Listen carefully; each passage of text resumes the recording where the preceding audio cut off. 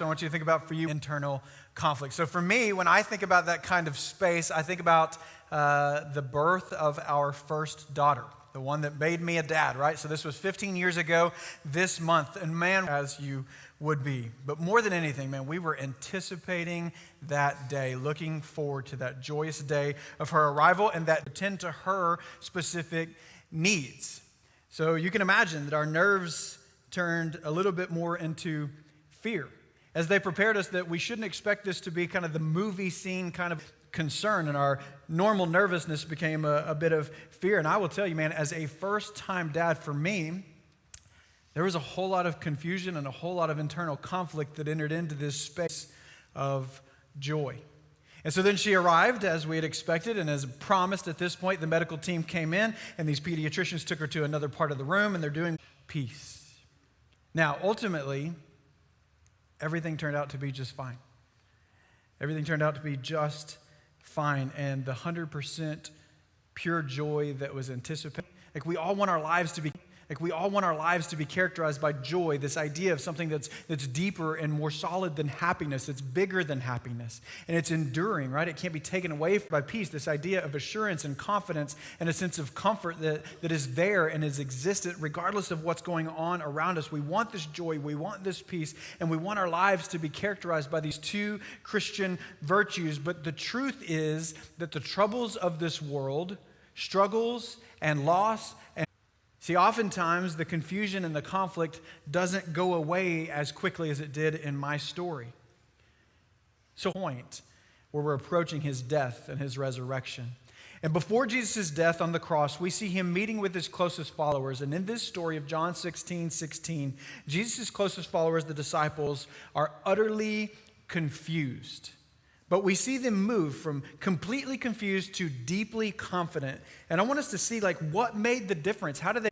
Verse 20, very truly I tell you, you will weep and mourn while the world rejoices. Joy that a child is born to the world. So it is with you. Now is your time of grief, but you will see me again, and you will rejoice, and no one. It's really like a summary of the entire gospel message in one verse. In fact, Pastor Tim Keller calls this one verse a summary of the entire Bible. Like Genesis to Revelation, this is what it's all about. This truth speaks to Jesus' divinity, right? That he is divine. He came from the Father. In essence, he is of the Father. This is a claim that he is the second person of the Holy Trinity, God the Son, that he is fully God. The second part says this: Jesus entered into the world. So you have God entering into the world, the Creator entering miracles. Jesus, the Christ, is fully God and fully man, God born into earth.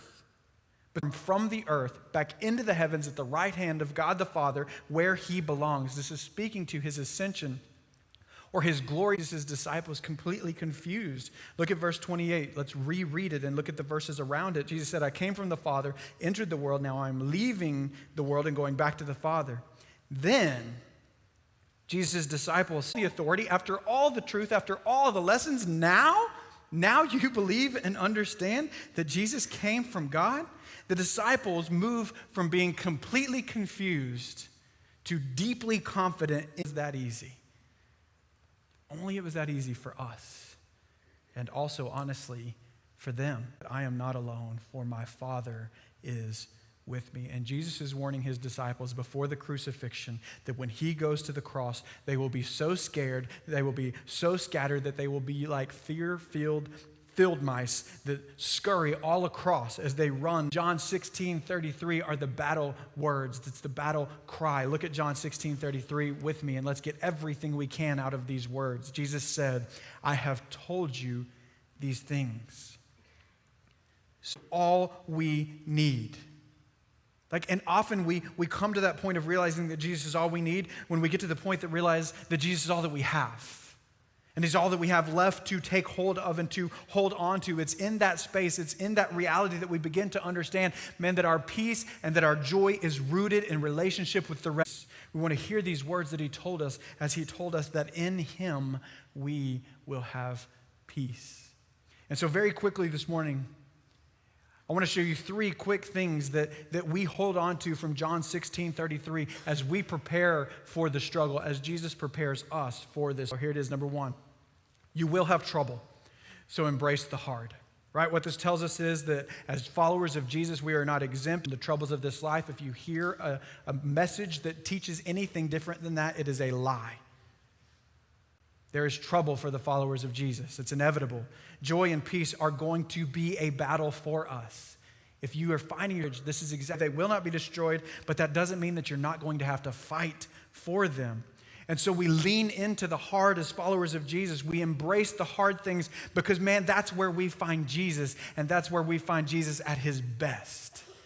Like if you've been through hard things, you know you will have trouble, and embrace the hard. Truth number 2 is this, like take heart. Listen to these words of Jesus. Take heart and cling to Christ. Here's the image that I have in my mind with this. It's hold on tight to Jesus because he says here, in you will have peace. So leave these truths in your head, but let these truths sink deep into the depths of your heart and your soul. And so we live with confidence. We live like we know and actually believe that this is true, that Christ has overcome, right? That our God has defeated death and that he has the ultimate victory, that in face of anything, we saw that. And as brilliant as Jesus' illustration is, the truth is it doesn't always go that way.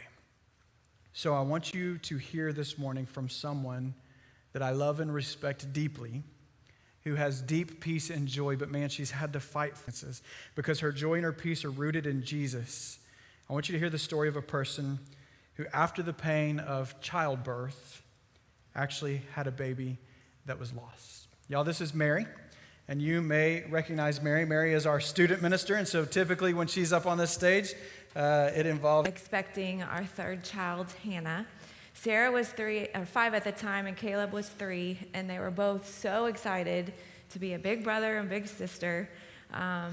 She already had cute little onesies embroidered with her name on them, and the nursery was ready to go. What you need to know is we never named our kids until we saw them. And so Hannah, her first name was settled on, and we had it everywhere, and I was so excited. We had plans and dreams about being a family of 5 and bringing her home around the holidays. Hannah came, but not as we expected. I had been shopping all day, and by the end of the day, I was tired, like any other expectant mama would be. And when I went home to rest, and of course, they wanted us to come right away to the hospital. We didn't really tell many people we were going. But I remember getting in the car, and that was the longest ride that we'd ever had to Houston. We were both very quiet, very scared, prayed, very nervous about what was coming, part of the plan. This will mark one of the most dark and devastating days and months that we as a family could ever remember. Our baby girl would need to be delivered. I wanted to see her eyes. I remember thinking, I'm going through all of this, and at the end of the day, we're going to leave without Hannah. It just didn't make sense. I'd already delivered 2. It is impossible to please God because anyone who comes to him must believe that he exists and that he rewards those who earnestly seek him. I'll never forget talking with Randy and Greg around our dining room table that week as we were planning our service for Hannah and serving our church. But this time God said, no, you're going to sit, and I want to show myself to you in a different way. Our friends walked us, and I want to read you some of the words. And it said, Lord, I've seen your goodness, and I know the way you are. Give me eyes to see you in the dark. In your face shines a glory that only I know in part, and there is still a longing. When I wanted to run from all the questions, and there were a lot. When I wondered and tried to second guess and what if the situation. So when often asked, has Jesus turned my grief to joy? I think the answer is yes, but sometimes, often no. There are still days and weeks and anniversaries and birthdays that are super difficult. It's so hard still sometimes to understand the why behind everything. Hannah is a part of our family story. You know that. You've been there with us through it all. And we welcome questions in our house. I love when our kids ask, like, what do you think her personality would have been like? Or would we have had to share a room? Or would she be outside with us playing right now? Like, what do you think she would be doing?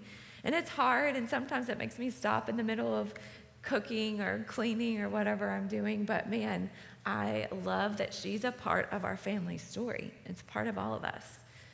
There's still a longing in my heart for 4 kids. I've often questioned, should I adopt to try to fill that void? Nathan and I have struggled with that. I've often wondered, does God just want us to have 3 kids? And even if we did adopt, I know that we would still miss her greatly. Grief is a weird word, right? Like, I never really knew what it was or how to embrace it. It's so hard to understand. But I believe and have come to believe that even in the middle of our grief, we have a choice. We can sit and be bitter. We can be angry or resentful. We can choose to share what God is doing right in the middle of our struggle. And looking back over that time, yeah, it's 11 years later, but man, there were so many times people would want to know more about our story or have a story that related, or Nathan would be able to share with his coworkers what was going on. And it just, in ways we couldn't have orchestrated, it deepened friendships, it deepened our relationships. And I can only say that that's because of God and the things he was doing in our family's life. Not only were we able to share stories with people, but we had different opportunities. And one of them came shortly after Hannah was born. I dreamed since college of going to Africa. And Brazos Point started taking trips. About how to face all of this, like how do you hold on to Jesus in the face of grief? It's hard. And there's a lot of things that I would love to sit down over a cup of coffee and tell you. But one of the things I think that stands out to me the most is that we all walk through it differently. It looks different in all of our lives and in all of our stories, but we were never meant to carry it by ourselves. I think our world encourages us to be independent and self-sufficient and to have it all together. But in our weakness, like Randy said earlier, God's strength shines brightest. I can't emphasize enough how important it is to be in community with other believers. Not only so they can celebrate the good things that come your way and things that happen to your family or to you or to your kids. It's so awesome to be able to share that and walk that road of joy with other people. But at the same time, you need community to walk through grief and to walk through the hard things and to help carry the load. We need each other. We need to be vulnerable, and we need to share our stories.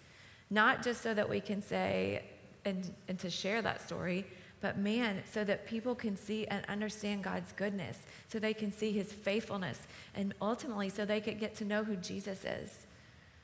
I'm so thankful that his faithfulness isn't built on my faithfulness.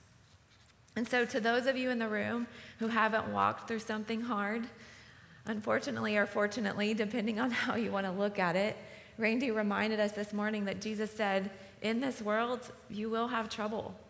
But take heart, I, Jesus, has overcome the world. And in those hard times and in those hard moments, that's when we learn that true joy and true peace, they aren't built on things, but they're not built on feelings, right? Joy and peace only come from the Lord and can be found in the middle of darkness. Mary, as we close out this portion of the service, before we just sing our faith and worship, I want to ask you if you would pray over everyone here, and especially pray for those who are facing their own struggle and troubles today.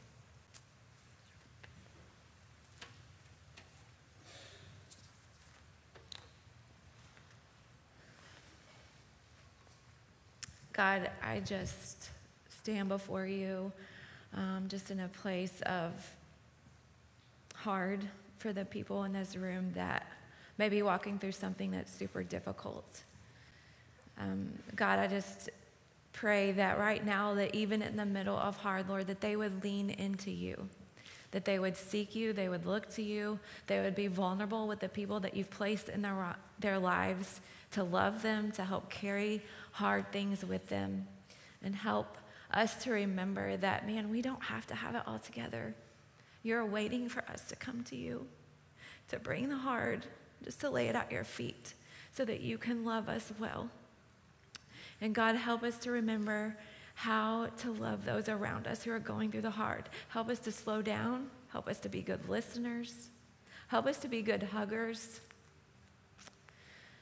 And God, I thank you so much that your faithfulness doesn't depend on our faithfulness, and that you, Jesus, give true peace and true joy. And it's in your precious name I pray. Amen.